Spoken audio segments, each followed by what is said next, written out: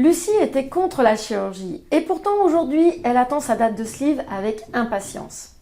Alors qu'est-ce qui l'a finalement décidé pour la chirurgie? Comment a-t-elle adopté des nouvelles habitudes de vie? En quoi la psychologie l'a-t-elle aidée? Eh bien elle partage avec nous son année de préparation de sleeve qu'elle a vécue comme une profonde mise à nu. Je vous propose d'écouter le parcours du combattant sans filtre et sans tabou de Lucie, ancienne Miss Ronde, qui aujourd'hui est prête à vivre une véritable renaissance.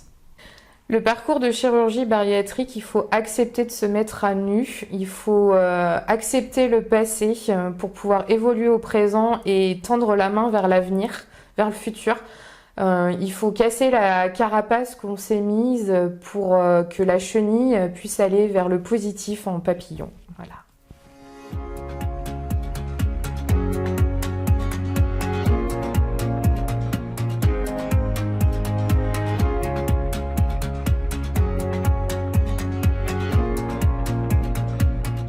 Bonjour, je m'appelle Lucie, j'ai 30 ans, je suis conseillère en images pour les personnes en situation d'obésité ou des personnes qui ont perdu du poids et qui essayent de retrouver leur image.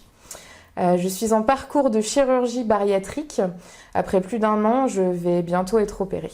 Depuis toujours, j'ai été en surpoids. Depuis tout bébé, mon poids a constamment augmenté. J'ai eu beaucoup de mal à la période de l'adolescence à m'assumer et à la découverte de mon corps, c'était très compliqué. Mais pour autant, voilà, j'ai commencé à avoir des petits amis, à avoir une vie amoureuse. J'ai trouvé que je pouvais séduire.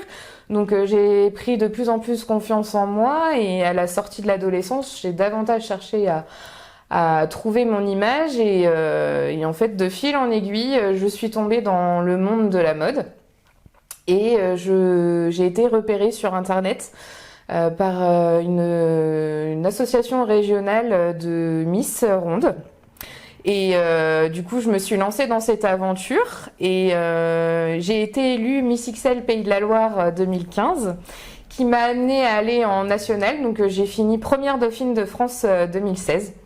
Donc ça a vraiment été une révélation à ce moment-là parce que j'étais dans un monde où on ne m'a pas jugée et j'ai davantage pris confiance en moi. J'ai vraiment révélé ma féminité, j'ai su m'exposer au regard des autres et ça m'a forgé un caractère où j'ai réussi à vraiment prendre confiance en moi. J'ai amené d'autres personnes à prendre confiance en eux, donc ce qui amène mon parcours professionnel à l'heure d'aujourd'hui, la profession que j'exerce depuis quelques temps. Et j'ai été égérie d'une marque de vêtements, j'ai décroché un contrat de mannequinat pendant 2 ans, j'ai vraiment fait beaucoup de choses. Et puis au fil du temps, eh bien, j'ai rencontré la personne de ma vie et ce qui m'a amené à avoir une vraie relation de couple, des vrais projets de vie. Et là, gros bug, parce que en fait, je me suis rendu compte que j'avais beaucoup grossi au fil des années, ce qui m'a amené une mauvaise santé. Là, c'était plus du tout j'expose mes rondeurs, ma féminité, essayer de casser les diktats de la mode, arrêter d'être dans l'idéalisation de la minceur, etc. J'étais bien à fond là-dedans et en fait, je me suis rendu compte que je pouvais pas être maman, par exemple, parce que j'ai le syndrome des ovaires polykystiques qui s'est déclenché et j'ai fait un AVC. Ma santé s'est complètement dégradée et là, je me suis dit, je ne peux plus rester comme ça. Être amoureuse, avoir une vie sérieuse auprès de quelqu'un m'a amenée à manquer d'activité parce qu'il y a plein de choses que je pouvais plus faire. Mon compagnon qui est très en forme, qui est plutôt de silhouette mince, lui avait envie de faire des tas de choses avec moi, des randonnées, du canoë, plein de choses. Et ça a été que des mauvaises activités pour moi, que des mauvais souvenirs malheureusement. Et j'ai énormément souffert de ça, de son regard. Même s'il était bienveillant, je sentais quand même qu'il était inquiet pour moi. Ça me blessait de l'inquiéter. Et au fil du temps, quand on a parlé de projet bébé pendant plus de 2 ans et demi d'essai et qu'on s'est rendu compte que ça pouvait m'amener carrément à avoir une grossesse en mauvaise santé, on parle de prééclampsie, on parle de diabète gestationnel, on parle de plein de choses qui est très favorisant. En plus, le diabète au niveau du SOPK, j'ai pris peur. Clairement, je me suis dit non, je peux pas me mettre moi en danger, ça me regarde moi, mais je peux pas mettre un être dans mon ventre en mauvaise santé également. Je voulais pas ça. Et j'en avais marre des inquiétudes de tout le monde et puis au fil du temps, moi-même, je me sentais plus bien dans ma peau. Mon corps était plus celui que j'idéalisais et il fallait que ça change. Donc je me suis dirigée vers un parcours de chirurgie bariatrique. Et j'ai mal vécu au début cette prise de décision. Ça a été compliqué parce que pour moi, comme beaucoup de personnes, ça a été la décision de la dernière chance. Je m'étais toujours dit que je serais en échec contre moi-même si j'en arrivais à prendre cette décision-là. C'était vraiment la toute dernière. Et en fait, ça a été la plus belle chose que j'ai décidé de faire parce que j'ai eu un parcours avec des hauts et des bas. J'ai eu beaucoup de doutes, beaucoup de questions, mais tellement de remises en question aussi. Et ça m'a permis d'évoluer. La trentaine arrivant, il y a plein de choses de mon passé que j'ai laissées derrière moi, plein de choses qui me gâchaient la vie, que j'avais enterrées, enfouies. Et comme j'aime à le dire, le parcours de chirurgie bariatrique, c'est se mettre à nu. Parce que clairement, si on n'est pas honnête avec soi-même et honnête avec les autres, on n'avance pas bien. Vraiment, c'est un point sur lequel je tiens à vraiment piquer parce que il y a beaucoup de personnes qui se mentent à eux-mêmes. Et en fait, on croit berner les professionnels de santé du parcours, alors que pas du tout. Ils arrivent à lire entre les lignes et en fait, je me mentais. Je mettais énormément mes problèmes de poids sur mon passé, sur tout ce que j'avais vécu et surtout sur mon SOPK. J'arrêtais pas de dire que c'était ça qui me faisait grossir, que je comprenais pas.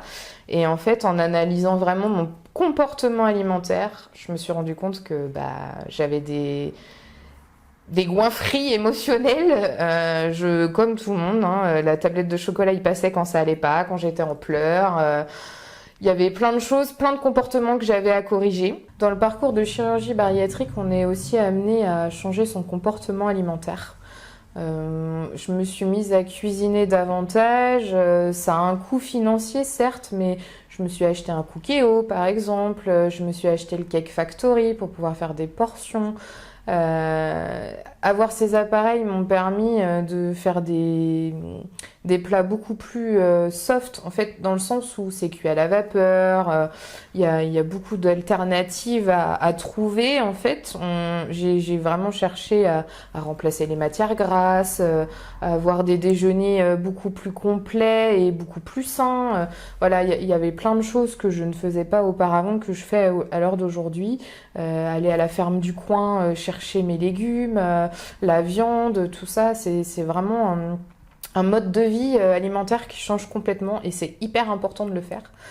Et ils appuient vraiment dans le parcours, ils appuient vraiment sur ça, qu'il faut vraiment changer à ce niveau-là parce que c'est les clés, la nutrition, hein, dans la pyramide des choses qu'on a à faire, l'alimentation, elle est vraiment à la base, j'ai envie de dire, c'est vraiment ça.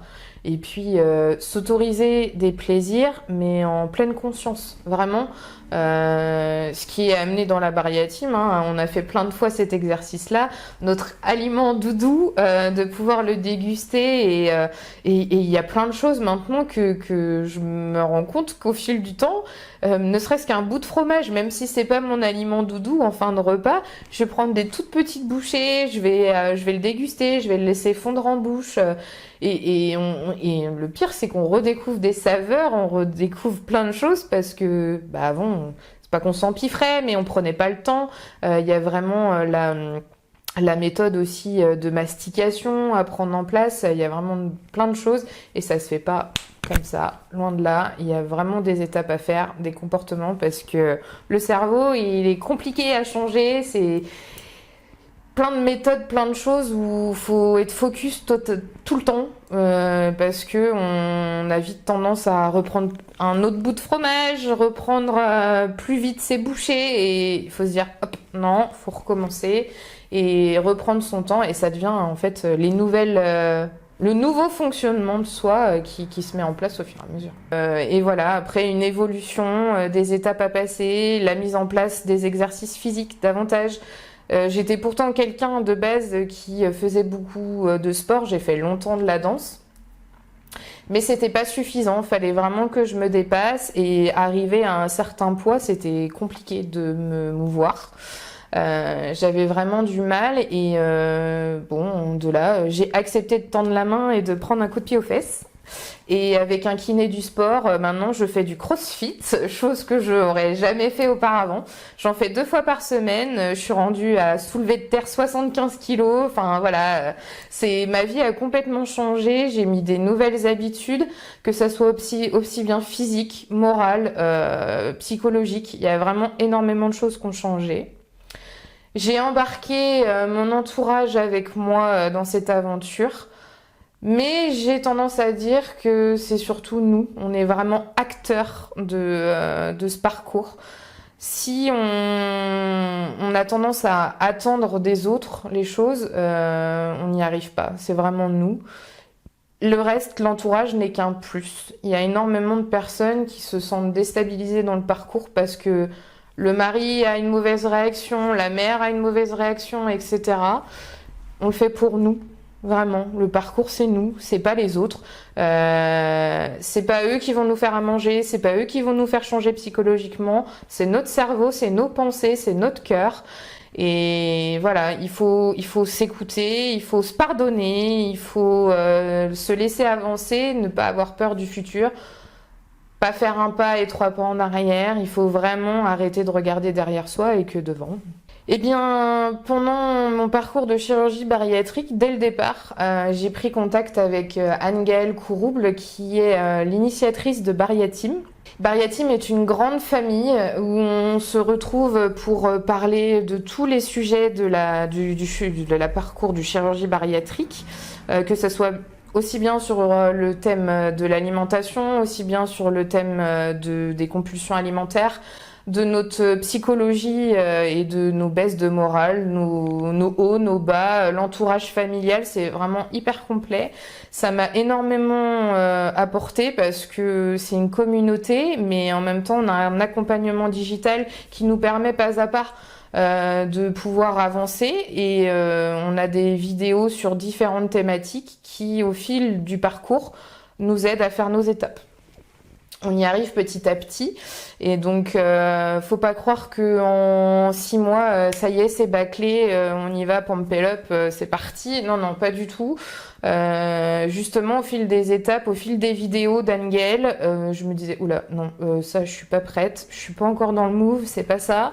On va travailler dessus. Il y a des zooms le soir, des discussions entre plein de personnes, chacun apporte sa petite touche, chacun apporte son témoignage, sa façon de voir les choses, son parcours, on échange, on discute. Anne-Gaëlle voit ça d'une vision psychologique, professionnelle et on sort tout de suite mieux de ces séances à chaque fois parce qu'on a beaucoup de réponses à nos questions. Et puis voilà, on a des groupes privés où chacun peut échanger, mettre un message, il y aura toujours des personnes qui seront là pour répondre. Et ça, c'est un vrai plus, d'avoir les anciens opérés, les tout nouveaux, ceux qui sont aussi comme nous dans le parcours. On est vraiment mélangés, c'est vraiment un melting pot à ce niveau-là et c'est ça qui est très enrichissant. La Bariateam m'a apporté beaucoup et c'est énormément important d'avoir un soutien psychologique dans le parcours. C'est tellement déstabilisant, c'est tellement puiser au fond de soi les moindres pensées, les moindres blessures, toutes ces choses qui nous ont amenés à à être dans le parcours et être en situation d'obésité. C'est vraiment hyper important. La psychologie, c'est fondamental même, j'ai envie de dire. Aujourd'hui, je me sens prête. Aujourd'hui, je me sens prête parce que j'ai répondu à tous ces freins, j'ai répondu à toutes ces questions. J'ai évolué dans le bon sens. J'ai prouvé que j'en étais capable parce que faut pas croire que le parcours c'est de la facilité, bien au contraire, même si c'était la dernière chose que je voulais, c'est quelque chose qui est très dur. On a tendance à entendre certaines fois, et ça me fait franchement mal au cœur, des personnes qui disent « Oh, bah c'est la facilité pour toi, ça y est, tu te fais couper un bout d'estomac, et puis ça y est, on n'en parle plus, et puis 50 kilos envolés. » Non, non, c'est une petite aide comme ça par rapport à ce que nous, on doit faire. C'est vraiment le petit plus, mais ça fait pas tout. Et j'ai fait tout ça. J'ai réussi, ça y est, petit à petit, j'ai avancé et j'ai mon opération qui va être bientôt, d'ici 1 mois, 2 mois. Donc voilà, je l'attends maintenant avec impatience alors qu'avant je la rejetais. Et surtout avec beaucoup de bienveillance et de sérénité. Parce que j'ai été aidée, j'ai été entourée. Le parcours m'a fait rencontrer beaucoup de professionnels de santé qui m'ont amenée à être ce que je suis aujourd'hui et je n'aurais pas réussi sans eux. Donc voilà, il faut tendre la main, il faut se laisser aller par le parcours. Merci infiniment Lucie pour votre témoignage si inspirant. Je suis sûre qu'il va permettre à de nombreuses personnes de comprendre la nécessité d'une vraie préparation de sleeve. Et pour vous qui nous regardez, j'espère que les mots de Lucie vont résonner en vous, qu'ils vont vous être utiles pour votre préparation à vous. Et sachez que si vous le souhaitez, Bariateam peut aussi vous guider. Cela commence par télécharger le bonus gratuit dont le lien est juste en dessous de cette vidéo. Quant à moi, je vous dis à mercredi prochain pour aborder un nouveau thème.